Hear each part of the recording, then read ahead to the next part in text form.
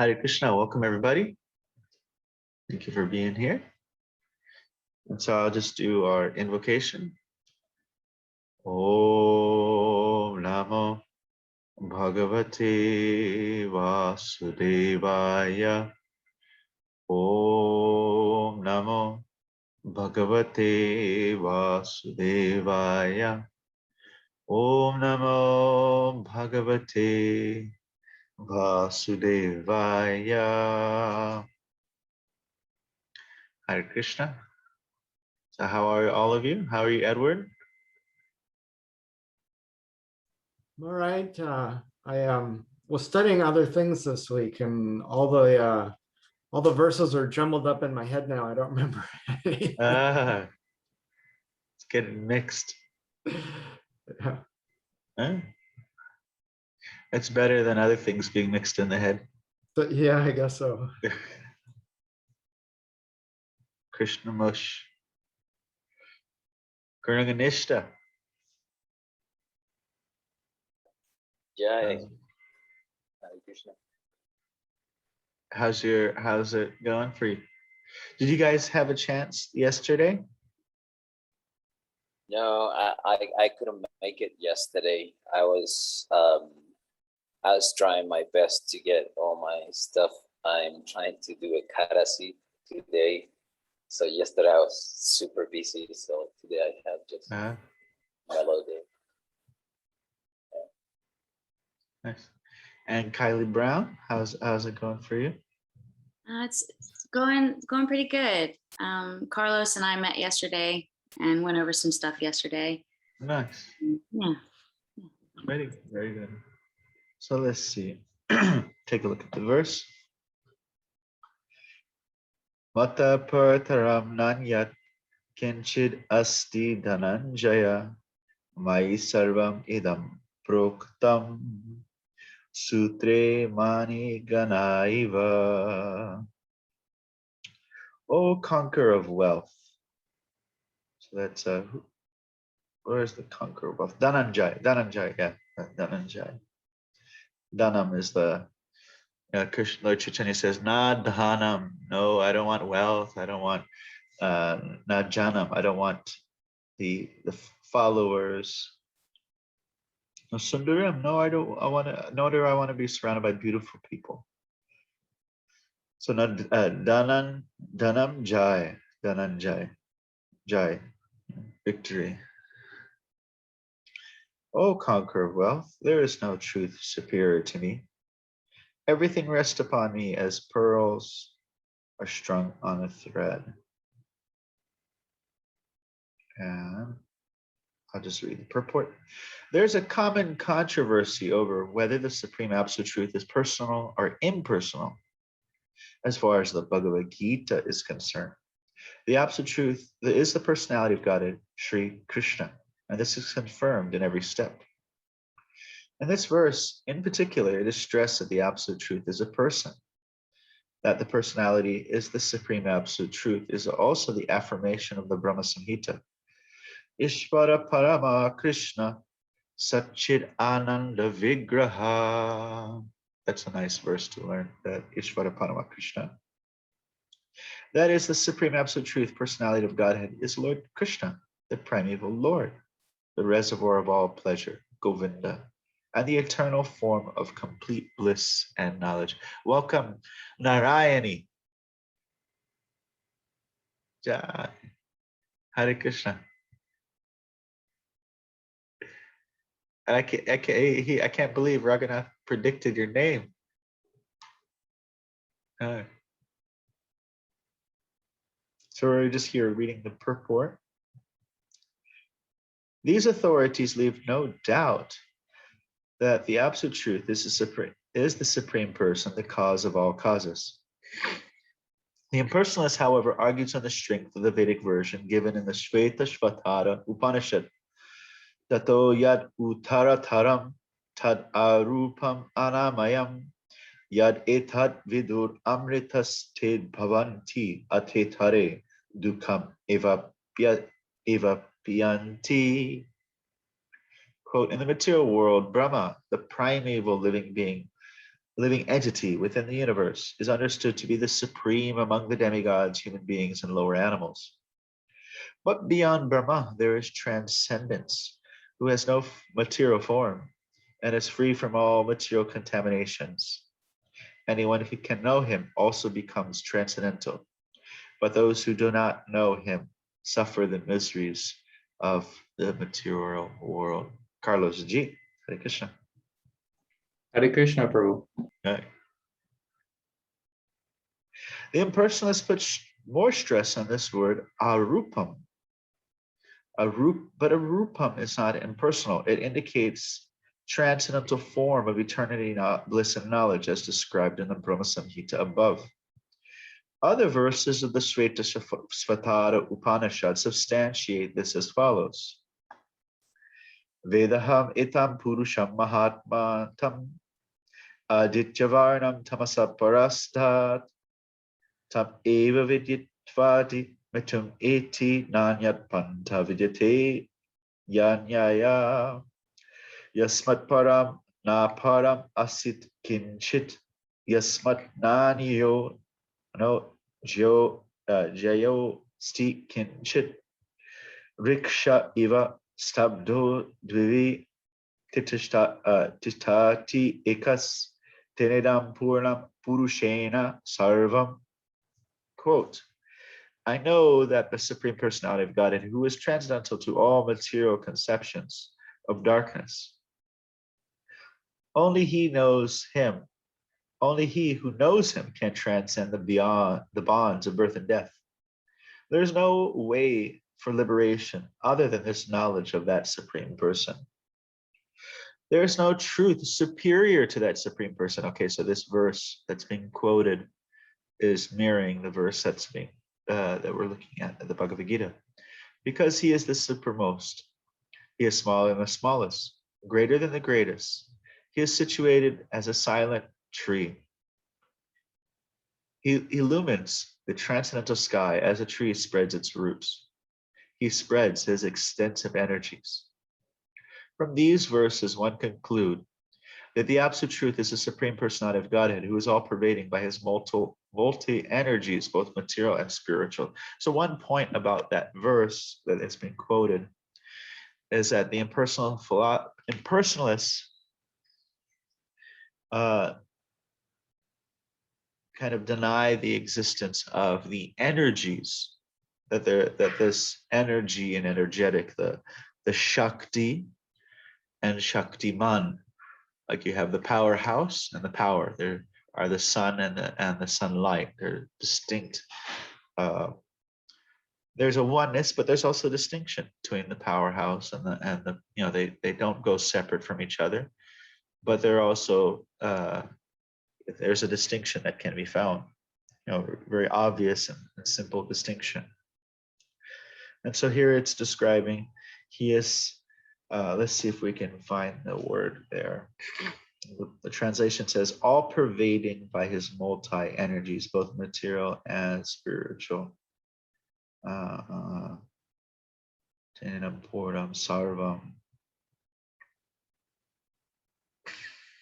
And then Purushena, Ena is like a by.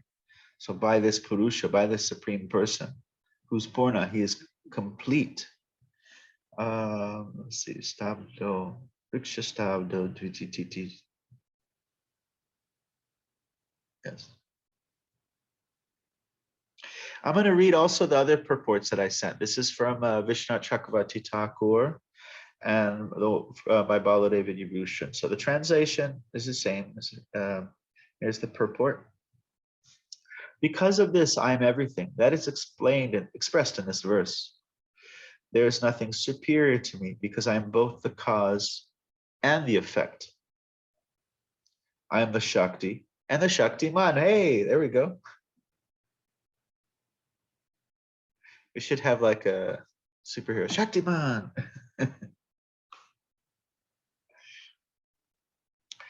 As the Shruti says, Evam Evadvitiyam Brahma. There is only one Brahman and nothing else. Chandogya Upanishad. and neha nanasti kinchana. There's no variety at all. Brihad Aranyaka Upanishad.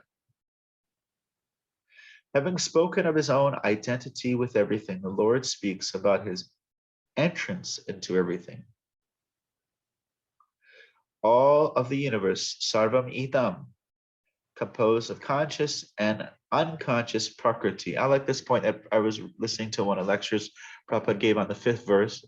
And some of you remember the 5th verse is the verse where Krishna says, Aparayam itastvanyam. There's another prakriti. And he points out that the impersonalists, they say that the jiva is the purusha. Now, sometimes the jiva is referred to the purusha, but here Krishna is very clearly describing the jiva as what term? Gauranga-nishta. Is calling it. And verse 5, Kylie Brown. Jiva Bhutam. Well, he says that jiva is prakriti. Prakriti. It's the energy. And energy is subordinate. Energy is subordinate. Like I made a t-shirt. I was kind of playing with a Photoshop app, and they were showing how to put like a scene of a lake inside of a light bulb. And so I put Vishnu inside of a light bulb. And I made a t-shirt out of it because I was like, man, this looks so cool. This would be cool on a t-shirt. And it's, and I have this big light bulb with Vishnu inside of it. And I put a verse underneath, and it says, Jyotisam apitaj jyotish. I am the light of all luminous objects. And the back of the shirt has a quote. And the quote says, oh, Dana K. Welcome, welcome. Welcome, Dana K. Hare Krishna. Welcome, welcome. Thank you. Sorry. So on the back of the shirt, it says that that the light rests upon the source of light. It's subordinate. Like the sunlight, it has a subordinate nature towards the sun itself. So that's called prakriti. And so here, in that 5th verse, Prabhupada is talking about how our Krishna says very specifically, the jiva is prakriti. It's of the subordinate nature. It is not the supreme purusha, which is the as you guys are hearing this in Wisdom of Sages, the topic of Sankhya. The topic of Sankhya in Mayavad philosophy is that the jiva is the purusha, where Krishna in the Bhagavad Gītā plainly declares it as prakriti. It is subordinate, and prakriti is subordinate to purusha, just as the energy or the light is subordinate to the light bulb. There's no like we don't say there's shine outside. We say there's sunshine, because there's that dependency there. Okay, so I'm going to continue. Okay,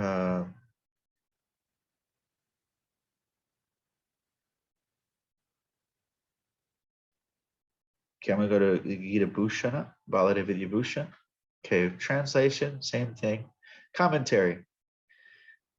Oh, this is the kind of back and forth commentary you find sometimes in Balada Vidya Bhushan and Vishwanath Chakrabarti Thakur, where it's understood to be like a back and forth between Krishna and Arjuna, kind of called Purva Paksha, or different arguments. And someone may ask, wait, where is this conversation coming from?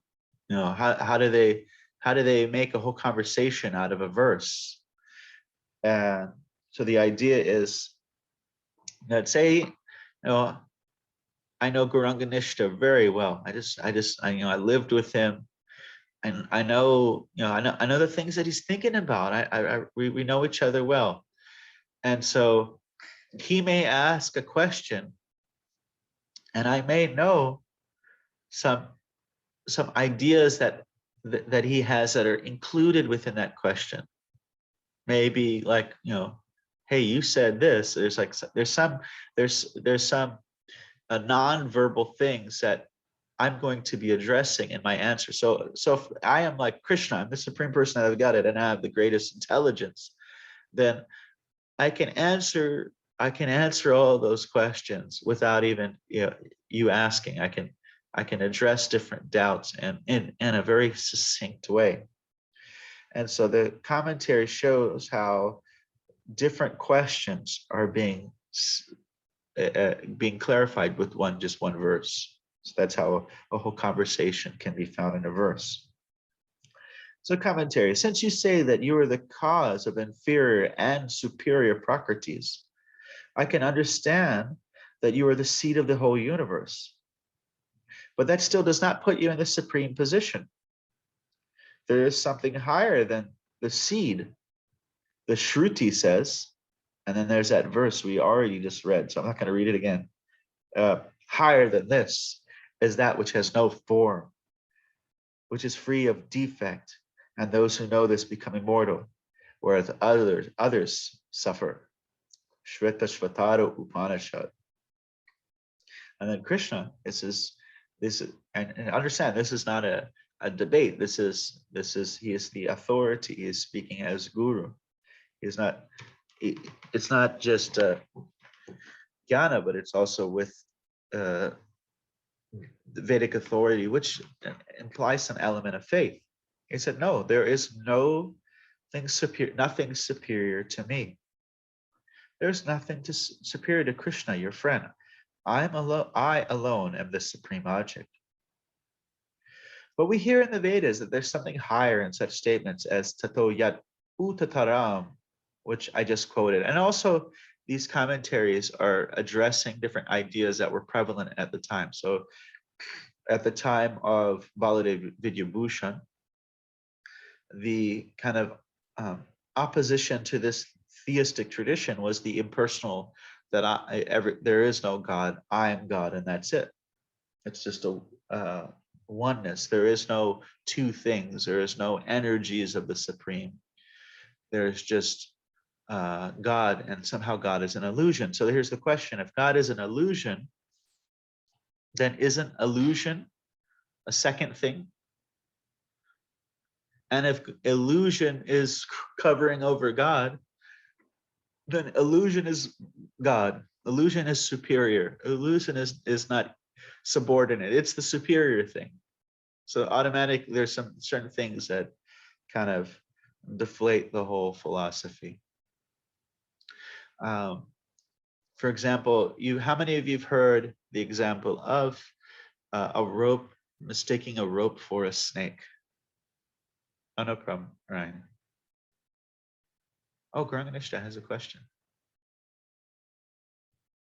So I'll just ask this question and then we'll go to, how many of you heard mistaking a rope for a snake? Put your hand up.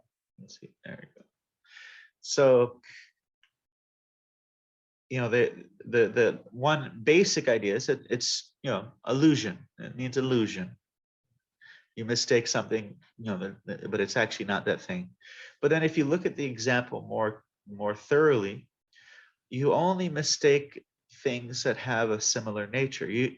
Why don't you mistake a rope for a sack of potatoes, or mistake the rope for an elephant? Because they have different characteristics. The rope and the elephant, maybe the tail, but an elephant's ear, face doesn't look like a rope. So you mistake things that have a similar nature, and you mistake a rope for a snake. Why? Because snakes do exist. Because they exist, you mistake something that has of that similar nature. So we mistake this world for real because there is a mirrored reality that we are part of. We are the mirror. We are the reflection. So there is personhood. There is forms. There is rasa, or relationships, as the Vedas say. Rasa vaisaha. Krishna is the supreme, is the source of all. He is a pinnacle of loving relationships. So everything is found there, not that it becomes less. Like if I tell you there's somebody, imagine I tell you there's the wealthiest person in America. He has he's got no eyes. You would probably feel like some sorrow, like, oh, it's nice, he's the wealthiest person, but poor guy has no eyes, that's kind of missing out a little bit. And he doesn't have any ears, he doesn't have a nose, he doesn't have a face, he doesn't just start taking away, like, damn, this guy's in bad shape, he's missing out a lot. And so that is like the depersonalization of God, because we cannot accommodate how the absolute truth can be a person. We take away, and we find this. It's not just some Vedic thing, different traditions. There may be even like a hint of personality, but not. You can't. If you say God is a eternally young cowboy who plays a flute in the forest, like, no way, that's not possible. Or say, well, how much of a person can he be? Is he just a deep voice in the sky? So he has speech abilities, but he has no form. These are like, either you should go all the way and say all aspects of personhood should not be existent, like no intelligence, no emotion, no love and affection. Or you should go all the way and say, yeah, God possesses all those things, but in a purified, in a spiritual, non-material way. And so let's see. And so we're continuing on that. So the refutation was, well, what about the higher statements? And then the response is, that is a foolish idea, which is easily defeated. It is said, Vedaham etam purusham, and that's that previous verse that was quoted also by Vishwanath Chakravarti Thakur, or no, that was quoted by Prabhupada. Yeah, Prabhupada is quoting the same verses that Baladeva Vibhushan is quoting. And then the translation, I know that great Purusha with shining complexion, superior to darkness. Knowing him, one surpasses death. There's no other path for liberation. And the Upanishads give just little hints. They're meant to be a little cryptic.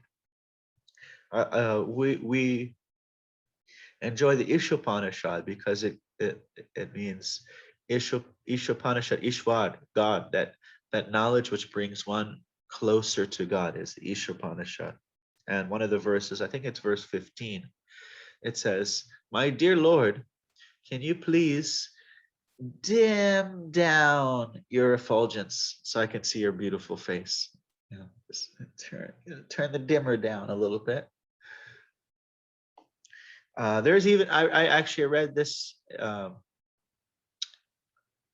don't know, somewhere in my reading, I do some reading every morning. And it talks about what to speak of the Supreme Personality of Godhead, even great souls like Narada Muni. It describes that when they saw him coming from a distance, he looked like just a giant glow.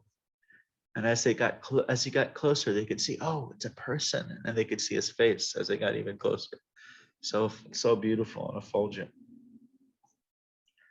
So continuing that commentary. In the above verse, it is taught that there is no other method for attaining freedom from death other than knowledge of Vishnu, the Mahapurusha, the seed of all universes. To establish this fact, it is said, Yasmat param na param asit kinchid yasman naniyo na javayo sti kinchit. There's nothing superior to me, nothing superior, nothing inferior, nothing smaller, nothing greater than the Lord.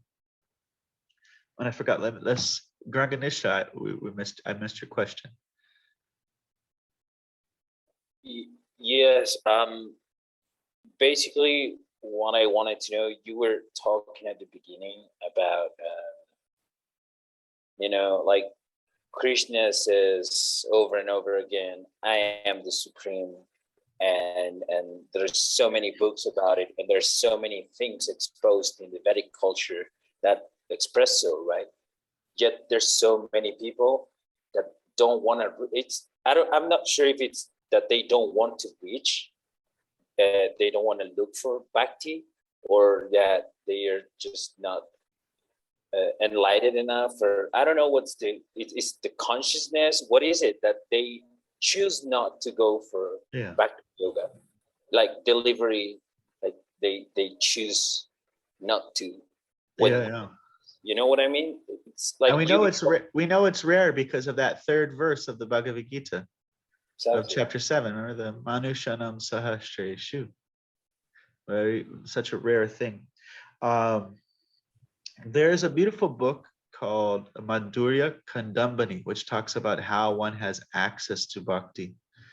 And it describes that bhakti is itself independent. As Krishna is independent, bhakti itself is independent. So the only way that bhakti can be shared is by someone who possesses bhakti.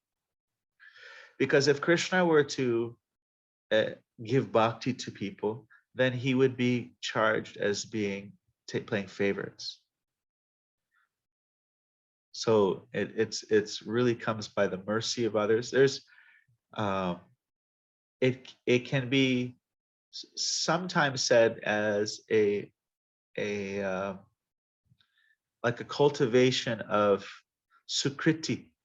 We're going to talk about this in chapter verse 15, verse 15, I think, 15 and 16. It's coming up. It's the people who come to bhakti, and so people who have a kind of stockpile of pious credits that are mixed with some kind of devotional aspect, then they bring themselves closer to coming to actively practicing. So like, for example, you have the book distributors. They're going around with their books, and one of the ideas is that someone sees a book and has appreciation, or they hear the Rath Yatra and they hear the Kirtan. Just that appreciation, Krishna marks that as an act of bhakti. So things like that help somebody slowly have that access. Anything small, actually, really small things. What was the name of the book? Madhurya Kandambani. Let me just type it out, because there's so many different places to put an H or something. And you're like, how do you Madhurya? I think I spelled it. Mud. Oh, there you go. Madhurya Kandambani. There's a nice short one by Dina Bandhu. That one's really nice. It's not a very big book, but it is a really deep book.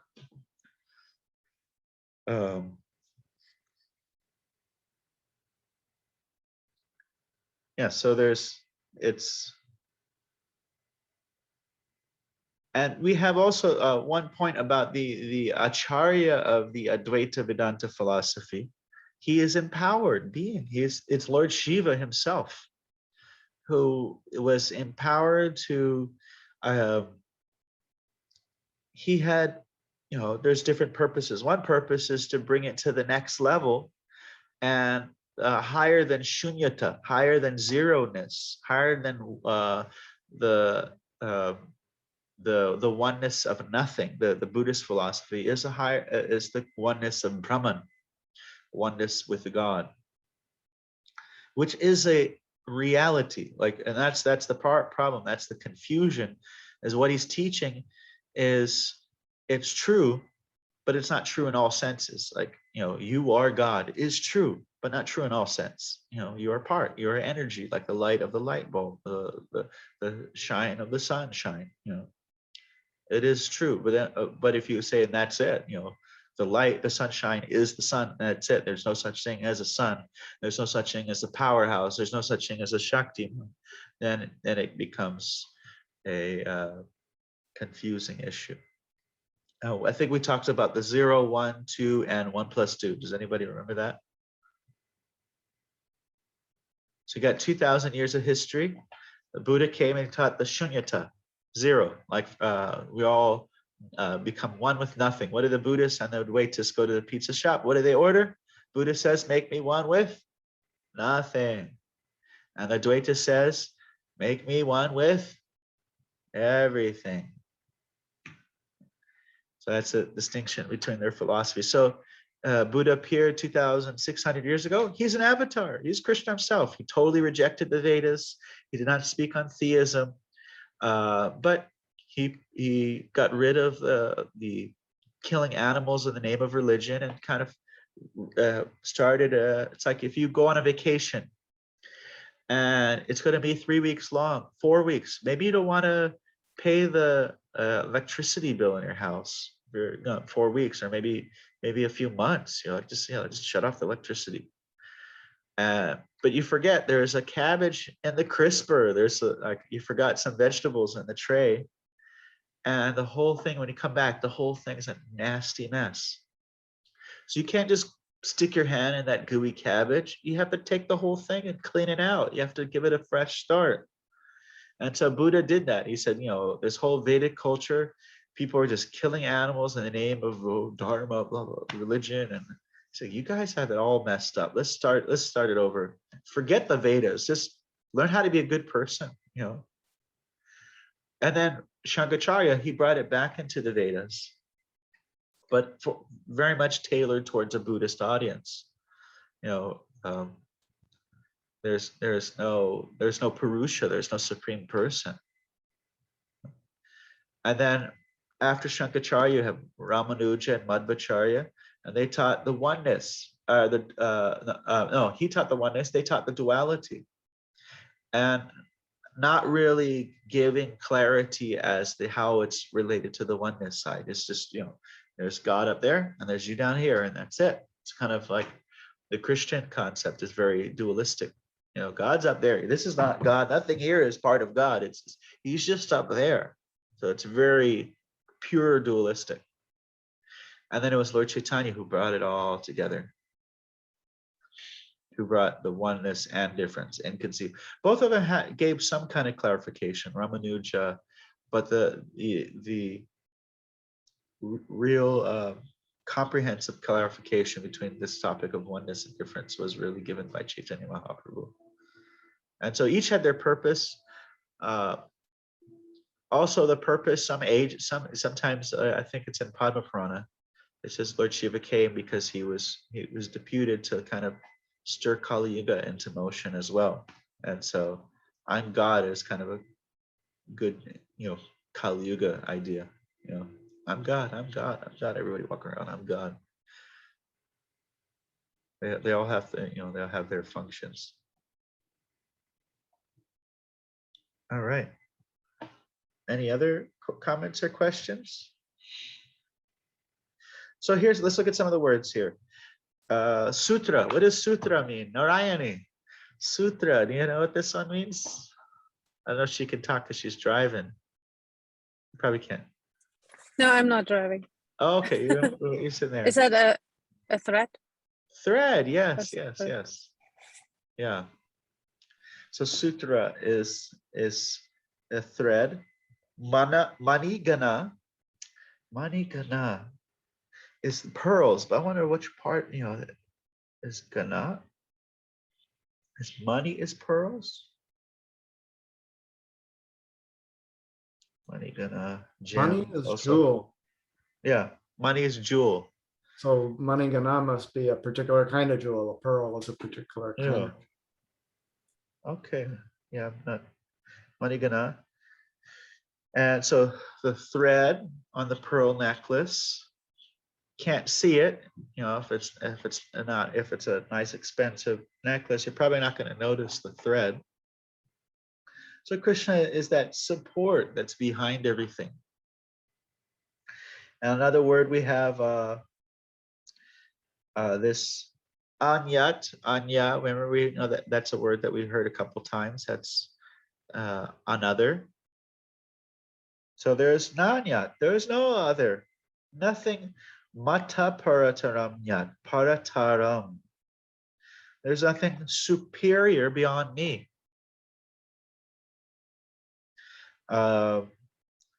If those who did the 15th chapter may remember, this is the same kind of message you got in the 15th chapter.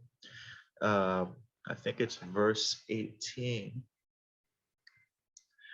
Krishna describes very clearly that it's really, as Gauranga Nishra is saying, it's like some of this stuff is very clear. Krishna describes there's two kinds of persons. Verse 15, 16. There's the liberated in the spiritual world and the conditioned in the material world. Like, oh, okay, I guess so. And then you could say, well, the liberated, they must be God then. That would be the impersonal conception. But in the next verse after that, he said, but besides those two, there is Anya, there is another person. And that person is the Purushottama, the supreme person. And he's known as Paramatma, the super soul. And he enters the planets and maintains all beings. And so if somebody's saying they're God, then you can ask how many planets have they entered and maintained, and if it's just a few planets, and it needs to be all the planets. And then he says at the end, he says, because because I'm beyond both the liberated souls in the spiritual world and the souls in the material world, I'm celebrated in the Vedas and the world, Prahita Purushottama, as that supreme person. And Yomam Eva Samudo, one who knows this without a doubt, Janati Purushottama, that I'm that supreme person. It's a sarvavit. He knows everything. There's nothing beyond that. That's the ultimate conclusion, that there is a supreme person. Okay. So let's start chanting. Mata partaram nanyat.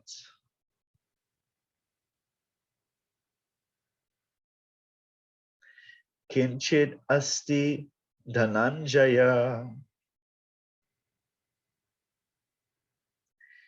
Mai by in me. Sarvam, mai sarvam, idam proktam. So proktam is that verb to be is strong, or sutre maniganaiva.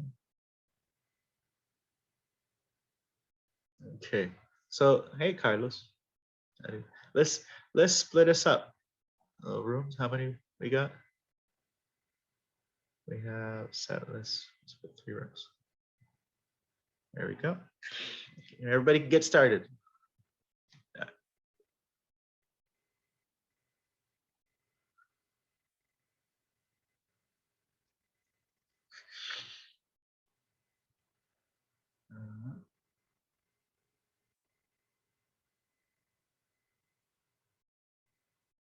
I've never done that with different rooms. So, what we do is you guys practice reciting the verse with each other. Oh, okay. Just the two of us. I mean, and you're listening? I pop into Observing? I go pop in the different rooms and just see if there's Okay, I see. You're in Germany? No, I'm in Switzerland. Oh, okay. That's where I live. I'm usually here. Madhava lives there. Yeah, everybody tells me, but he's rarely here. Yeah, he moves around a lot.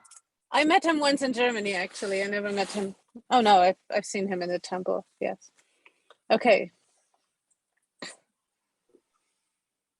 So how do we do this? We just practice with each other? Yeah, we can do it.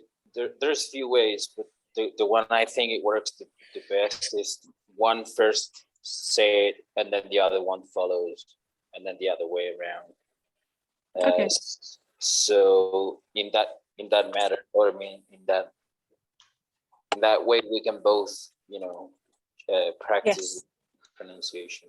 If you want, I can go first, but I haven't studied these. Okay. I can try my best. Mata parataram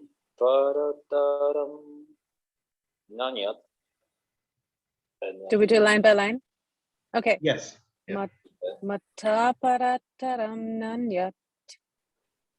Kinchit asti dhanananjaya. Kinchit asti dhananjaya. Mayi sarvam idam brutam.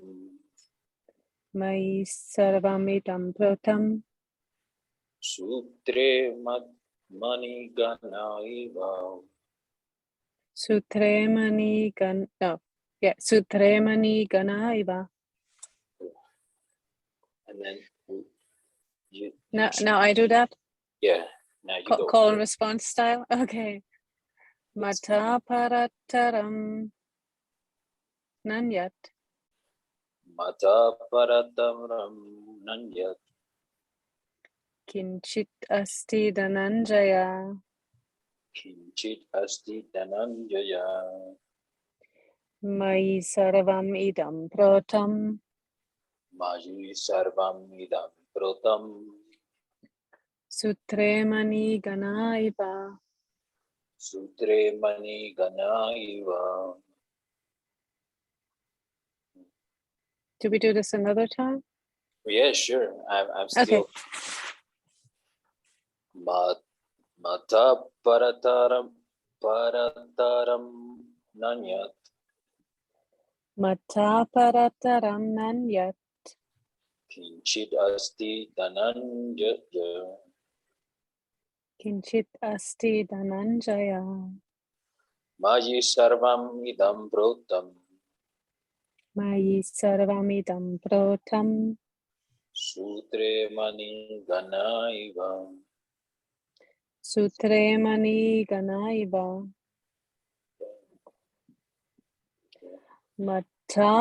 Oh, sorry. Let's start again.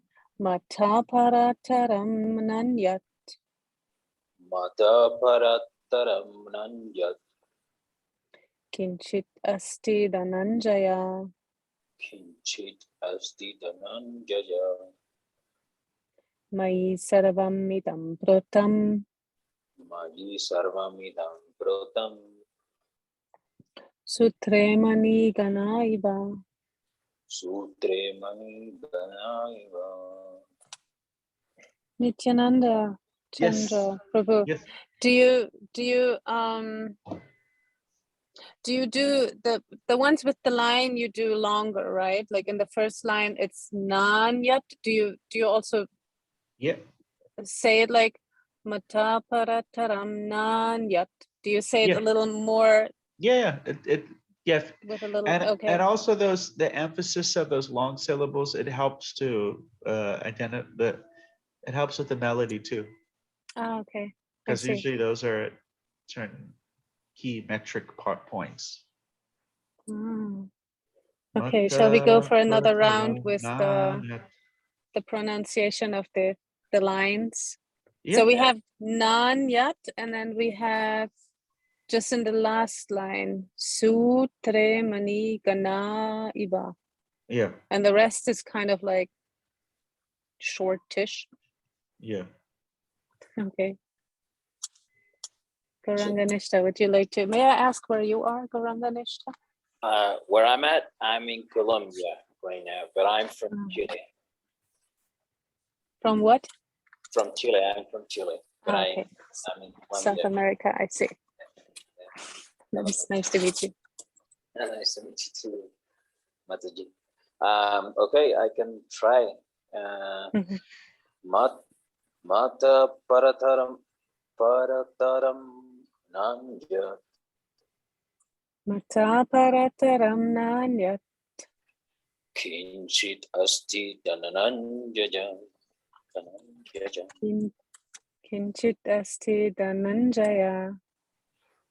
Mayi sarvamidam brutam. Mayi sarvamidam pratam. Sutre mani ganaiva. Sutre mani gana iva. Nice. Okay, then I'll do it. Mata parataram nanyat. Mata parataram nanyat. Kinchit asti dhananjaya. kinchit asti dhananjaya. Mayi sarvam idam protam Mayi sarvam idam protam. sutre mani ganaiva. Sutre mani gana iva.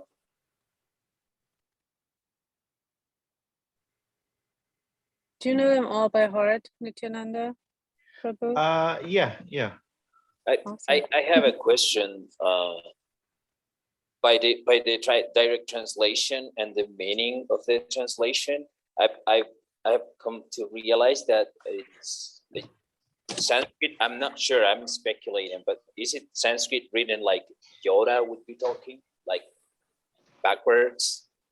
Sometimes the easiest way, I've heard, that if you start with the last part of the verse and work your way to the front, it matches how like English structure is sometimes, not always, but some. Okay, Oh, if you know all the words and you want to translate it, Yeah. then you And- start. Oh, okay. And our students, Narayani, our students that did 15 chapter, they have all 15 chapter memorized. Awesome. Yeah. I joined you just once on the 15th chapter. Yeah. I remember one verse from Bhakti Shastri, but that's about it. Which one is that? 15:15. Yes. Sarvas chachaham hridisha nivishtam. Yeah, that's a nice one. This one also says mata. Mata smritir Matasmriti. jnanatvanamcha. Yeah. Mata. So yeah, that's That's the first word here in this one. Mata. So the beyond me, I think it's just all these words are kind of contextual, the word for word. So the beyond me, I don't think it's coming from the mata, it's coming from the parataram. The parataram means superior. Me, nothing superior, na. Na kinship. There's anything, let's try it backwards. Anything else not superior to me, mata. Yeah. Or from me or on to me. Well, in the other words, it says, from me come remembrance, knowledge, and forgetfulness, right? From me or beyond me here it says. Yeah. Or what is it in the to me in the verse translation? It makes a lot more sense that way. Because I read it. You read it backwards? Yeah. It's not always, but I just realized that when we were exercising here, I was like, oh, this sounds like backwards. Yeah. I know one devotee, what's his name? Radhika Raman Prabhu. He was showing how the translation of the Gurvastakam in the morning, like how that it makes sense backwards. But a lot of the verses, however, it's the second half of the verse which reveals it gives some kind of revelation. That's a common theme in Vedic verses, is that the first half of the verse you speak about something that is more well known, and the second half of the verse is like you reveal something, like the famous verse of the Bhagavatam, what is called the Paribhasa Sutra, which is like the essential verse which defines the whole Bhagavatam, is in first canto. I can't remember what chapter is it. Fourth chapter, I think. It's in the chapter which lists all the avatars, and so the first part of the verse is Ete chamsa sakala pumsa. All these avatars come from the pumsas, the purushas, the three Vishnus. But then the second half of the verse reveals, that's kind of more well known. The avatars come from the Purushas. But then the kind of more a new revelation or something that is more confidential. Krishna's tu Bhagavan Swayam, but Krishna is the supreme original person. And it's kind of like, if there's a bunch of limos pull up in front of some embassy or something, and you say, oh, all those men are important, but that man's the president. That two is very distinct. Okay, so you guys want to keep on trying. I'll jump into another room and just see if there's any Okay. comments or questions. Yeah, this kind of practice, it helps. And then also those who can meet on Saturday or whatever other days, you click on the WhatsApp group. It really makes a big difference. Yeah. I think I'm not on a WhatsApp group, but I'm in like a million WhatsApp groups. Yeah. And I never know how much I can. I don't like WhatsApp. I don't use it usually, but they use it to kind of schedule their meetup times. I used to like it for just personal messages, but now it's kind of overflowing. But I also want to see the darshan, so I'm kind of like, I like it and I don't like it. Yeah, I have notifications off for WhatsApp. Oh, I turned off notifications on my phone in general probably like 3 years ago. Oh, yeah. There's not much. It wakes me up, my phone. That's what it does, and I get phone calls. That's about it. But can I just ask? Because when I did Bhakti Shastri, or I think even before when I was at the manor, we were learning verses by like repeating a line maybe like 10 times, 20 times, and then do the next line 10 to 20 times, and then do two together. Yeah, Is it we do that. kind of like the style you do that? Okay. Yeah, we do that too. Yeah. So yeah, go for it. I'll go jump into another room and see if there's any. Thanks. Sutra Monday. Okay, say it again. Sutre mani gana iva. Gana iva. Sutre mani gana iva. There you go.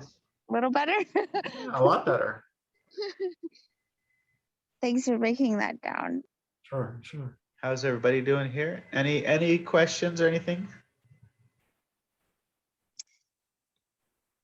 He is like really helpful. He's really good. Yeah, Edward's good with Sanskrit. So let's maybe do the as Narayani was mentioning, do the first line like 10 times. Do it 10 times. And then the second line 10 times, and then do them together. Like see if you can say it together. Yeah. And who's that? Hi, Bo.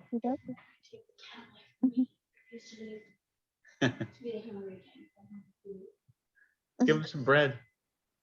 Yeah, I know, but I need to get him over there so I can get. Oh, okay. There's like little kittens running around the neighborhood. Huh. So yeah, give it a shot. Try Mata Purtaram Nanyat. Mata parataram nanyat. Mata Purtaram Nanyat. Mata parataram nanyat. Mata Purtaram Nanyat. Mata parataram nanyat. So just do it like 6 more times. Mata parataram nanyat. Mata parataram nanyat. Oh, what is going on? Oh, I think Yeah. Nityananda Chandra. Yes, I think Nityananda Chandra Prabhu. You should hear Kylie Brown. She's good. Right. Yeah. Please, Kylie. I know I put you on the spot. Sorry. Okay. Mata parataram nanyat kinchirasti dhananjaya mai sarvamidam protam sutramani ganaiva. Nice. Sutre. Sutre. I think he said sutra. Sutre. Yeah. Sutre mani ganaiva. Sutre. And yeah. And remember that it's it kind of helps with the meaning of the words. A lot of the words that end with e are they're in the case of Sanskrit called locative, meaning like on. Like if I say Nagara is a city, Dallas Nagare, in Dallas, in the city of Dallas. Gotcha. So sutre means on the sutra, on the thread. Sutre. Like Mature, I live in Mathura. I was thinking of like the Yoga Sutras. So that's probably, that helps me memorize it. So it's sutre, sutre. Sutra means on the sutra. On the sutra. Yeah. I don't know if it's always the case, but a lot of times, yeah, it's called locative. It means location. You find that a lot in different verses. Sutre, Anaganaiva. All right. Any other questions? Okay, want to go? Let's go back to the. Let's see. I'm gonna. Evan Lewis. Oh, this is assigned to. Well, 1. Okay. I'd have him join. Oh no, you got Evan Lewis here, so he's jumping in your breakout room. Oh, okay, cool. Yeah. Evan, are you there? Are you free? He's muted. I think he's just tapping in to hear you guys. Okay. So, did you say the first line? Yeah, we did the first line. We're working on the second one. Second line. Kinchid Asti Dhananjaya. Jayam. Kinchit asti dhananjaya. Dhananjaya. One more time, and then we can move on. Okay. Kinchit asti dhananjaya. Dhananjaya. Okay. Here's. I Line get 3. one down, and then it's like, okay, here we go. Mai sarvam idam protam. Mai sarvam idam protam. Mai sarvam idam protam. Mai sarvam idam protam. Mai sarvam idam protam. How are you doing with this one? This one feels a little more fluid, like I'm not like tongue-tied as much as. Yeah, I like the lines with all 2-syllable words. Maybe that's it. So I would say also, like, write this out and put it on your refrigerator. Oh, good idea. Yeah. And then every time you open that refrigerator, you got to chant this. Say this. Yeah. I like that idea. Yeah. Maybe hang it a couple of different places. Yeah, that's a good idea. Places that you're gonna, yeah. I tend to just keep them here on my office desk so that I look at them all day long in the office. But yeah, if you got them taped up everywhere, kitchen, the refrigerator, the bathroom mirror. There's no excuse. Yeah. I'm gonna bring us all back together. Okay. Okay.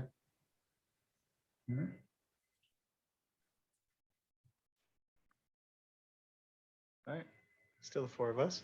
I think we're probably in the middle of practicing. I was saying this sort, a lot of the word, when a Sanskrit word ends with the letter E, it's usually what is called locative case. So like Nagara is city, Nagare means, at the city or in the city. Like if I say, Aham Dallas Nagare Vasami, I live in Dallas city. So one of our guests was saying sutra, because we're just common, that's a common word. So sutra means thread, but sutre means on the thread, because it's locative. A lot of times that you find that locative. Anytime, yeah. Usually, if there's an E, it's a locative, and therefore you can kind of see how the words make sense in different ways. I was saying, I think we have everybody back. Yeah, I think we have everybody back. We were saying in one group, let's put it on the refrigerator, write it out, put it on the refrigerator. Don't open it without chanting your mantra, or put it on the your front door, you know, different, put it on your, they'll put it on a sticky note. If you work in front of a computer, put it on a sticky note. But the refrigerator, if you, at least if you eat once a day, still, even if you don't even if you only eat once a day, you probably open the fridge at least 5 times still. So that's 5 times to chant it. A great idea. And then, you know, maybe somebody else in the house might even memorize it too. Like, hey, let me try this thing out here. I hear them doing it. Any last comments or questions or anything you want to cover? I have one that I wanted to comment on the explanation. I really like what you explained of how we get confused about what's real and what's not. And Srila Prabhupada said a very clear explanation that there's a mountain in the landscape, right? And then there's the lake. And then we contemplate for so long the reflection of the lake that we begin to think that that's the reality, when in reality it's the reflection of what we can't see because we got stuck. Oh, yeah. And that's the first 5 verses of the 15th chapter, is the banyan tree seen on the reflection. It's this upside down banyan tree. So we're this. Alexa is talking. I don't know why. It's very distracting. Alexa, be quiet. I don't know where that came from. It just started talking. I was like, who's talking? Those the reflection, we're seeing it, but the reflection, it gives us an indication that it's reflecting something else that does exist in reality. That's a really good point. You don't, and that thing has similarity. Otherwise, you wouldn't confuse the two. You don't confuse a rope for a potato bag of potatoes. You don't confuse your false personality without having a real form, a real personhood. You know. All right. Let's hear Kylie Brown. Give us your chant again one more time. Mata parataram nanyat. Oh gosh, I had it memorized. Mata parataram nanyat kinchirasti dhananjaya mai sarvamidam protam sutre mani ganaiva. Nice. Very nice. Gonna have to make like a CD, or if they still make CDs. Yeah. It would be cool to do some kind of video of you know, maybe one of us chanting, another one explaining, another one chanting, another one explaining, something like just to show, you know, what we're getting done, and you know, everybody could contribute. Like maybe say something on it, like a short video, not like a, you know, all 30 verses or something, but you know, some cool knowledge gems in the verse we could share, some mani gana, some pearls of wisdom, which Krishna is, you know, the thread behind. Nice. So if there isn't any more comments or questions, then we'll continue on. Next Sunday, we'll have the Rasoham Apsukunteya. I'm the purity. Now Krishna's he's gonna help us begin to see him everywhere. That pure taste of water, Rasoham Apsukunteya, Prapashmi, the light of the sun and the moon.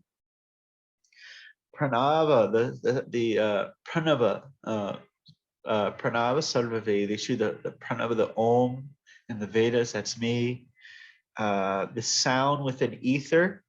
Oh, there's a cool, I like the purport of the, because, you know, you have this question about the elements, you know, isn't it said that sound doesn't travel through space? Does sound travel in a vacuum?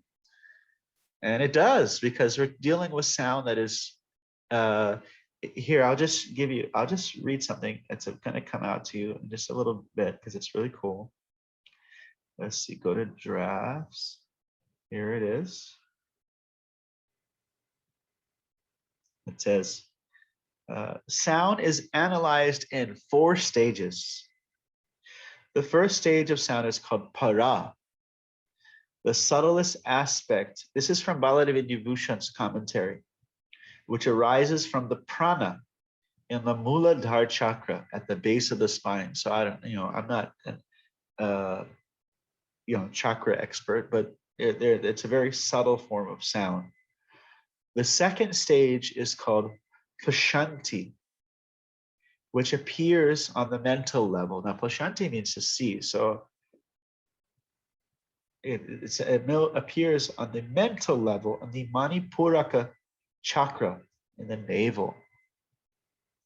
The third stage is called Majjhima, which arises on the intellectual level in the Anahata chakra in the heart area. And the fourth stage is called Vikari, which arises in the throat with intelligible meanings as sentences. So, you know, like they say, oh, sound doesn't travel through a vacuum. How does it say? The sound in ether, you know, ether means not air. It's the element more finer than air. But here it's describing that sound is like, you know, your thoughts your mental sound, that's sound. You know, you can hear it. You can hear your thoughts, isn't it? That's sound. It's just not at that fourth stage where it comes out as sentences. So, cool thing there. Yeah. So, Hare Krishna, Hari Om Tat Sat. Thanks a lot. Thank you all for being here. Sorry that we missed Evan Lewis. His clock's changed.